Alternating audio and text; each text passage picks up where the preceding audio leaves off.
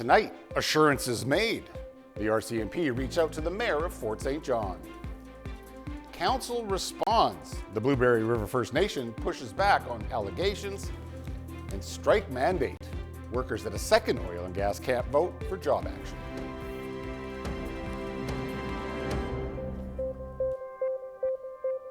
Good evening, and thank you very much for joining us. And we begin tonight with the Minister of Public Safety assuring Fort St. John's mayor that the RCMP resources are not being taken away.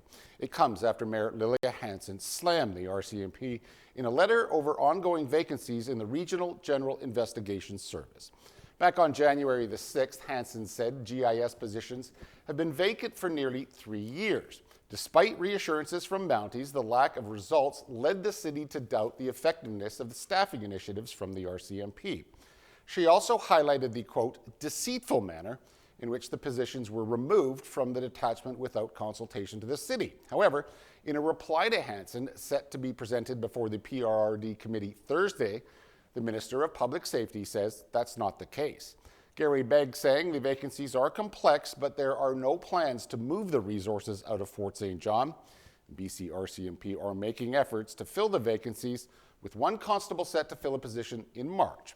The minister notes vacancy reports show at least 2 of the 3 positions have been staffed in the last 3 years, and vacancy rates have improved. Acting Staff Sergeant Scott Watson has been in touch with the mayor to discuss her concerns, according to the ministry. Watson saying efforts to restaff a corporal position have not yet been successful but remain ongoing. The ministry now planning to hold a meeting with the city, the BC RCMP, and surrounding communities to discuss their policing concerns. Hansen was calling on the minister to restore the resources in order to fight increasing crime rates in the city of Fort St. John. Another hospital diversion in the Peace region to tell you about, this time in Dawson Creek. Northern Health announcing the closure on social media. The emergency room on diversion from 5 this morning until 3 this afternoon. Once again, the health authority citing staffing challenges, but not saying if it was a shortage of doctors or nurses. It's the second time this year that the hospital in Dawson Creek has been put on diversion due to chronic staffing shortages in Northeast BC. The Blueberry River First Nations have responded to a motion filed by Elders Clarence and Joe Absassin calling for a judicial review of the band's council. A statement of facts filed by the councillors was obtained by CJDC-TV News.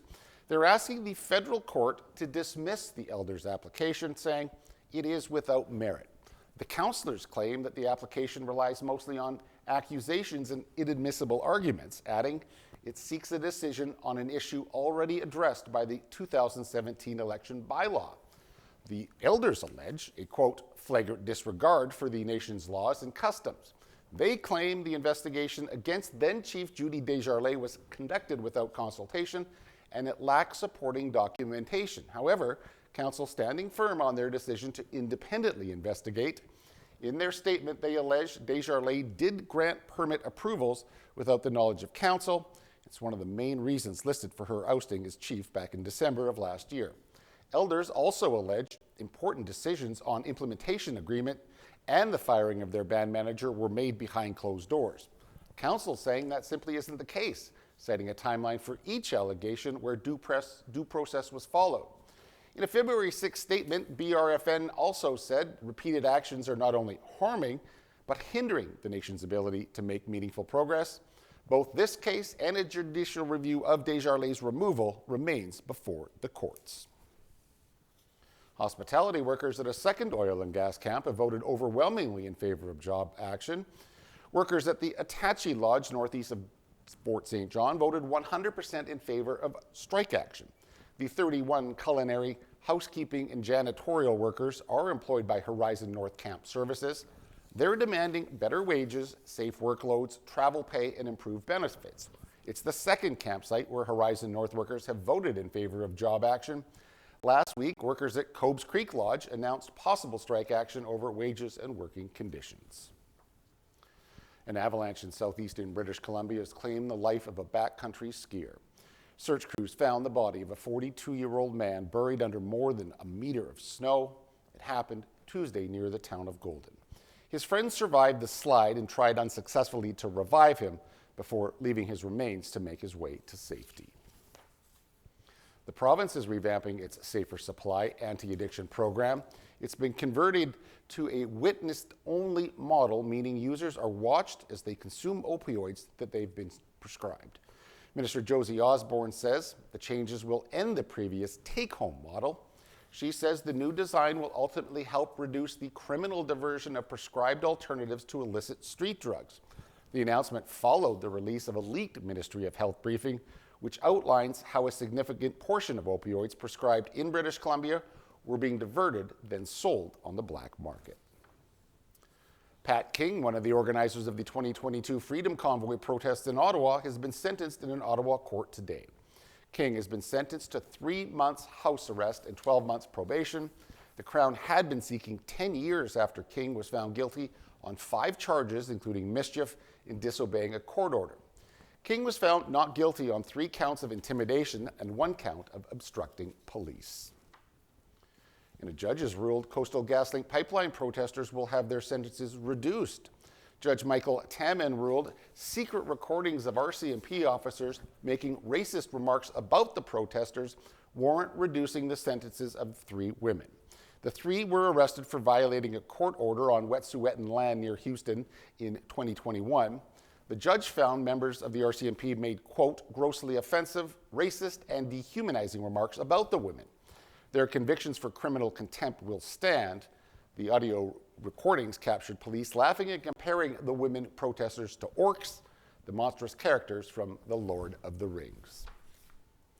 Well, crews began removing the wreckage of a downed plane from Pearson International Airport today in Toronto as the investigation continues into what caused the aircraft to crash. It comes as we're learning some of the passengers on board are taking legal action over the trauma they endured. CTV's Adrian Gobriel has the latest. On this freezing tarmac in Toronto, the slow, careful work of removing the charred, twisted remains of a Canadian-made CRJ-900 Bombardier jet is now underway, as Delta's CEO today spoke out, claiming the pilots at the helm of the aircraft on Monday were experienced in navigating challenging winter conditions. All these pilots train for these conditions. They fly under all kinds of conditions at all the airports in which we operate. Canada's Transportation Safety Board has a team of more than 20 investigators on the ground. A key piece of evidence, the black box flight recorder, has been recovered. They're going to spend a considerable amount of time downloading it and interpreting the data that's on it. Accelerations, lateral, longitudinal, vertical accelerations, velocities, control positions. It's truly the best picture we're going to have of what took place. The airline sharing today that another passenger has been let out from hospital, with 20 of 21 injured on Monday, now released. But other travelers are still feeling the aftershock of the crash, with many struggling to reschedule delayed or canceled flights, while also trying to locate luggage lost in the chaos. Vancouver to New York, Yep. Stuck in Toronto. Stuck in Toronto. No bags. No bags. 2 days. We're scheduled to all go together on a Delta flight tomorrow morning, but we have no idea where the bags are. Any hope on getting your bags today? No. Or gonna try anyway. Hampering the delays is the fact that Pearson's 2 longest runways remain closed this hour, and even once the plane is removed, a thorough inspection of any damage on the tarmac will need to be completed. And there's still no concrete timeline for when Canada's largest airport will become fully operational. Food inflation in Canada is believed to have dropped below 0% for the first time since 2017. The Agri-Food Analytics Lab found that food inflation dipped into negative territory in January after a full month of the GST pause. Meat and eggs were a few products that saw an increase. Eggs were up 5% over year, while Americans have seen in prices well into double digits, partly because of avian flu outbreaks. We produce just enough product to supply our province.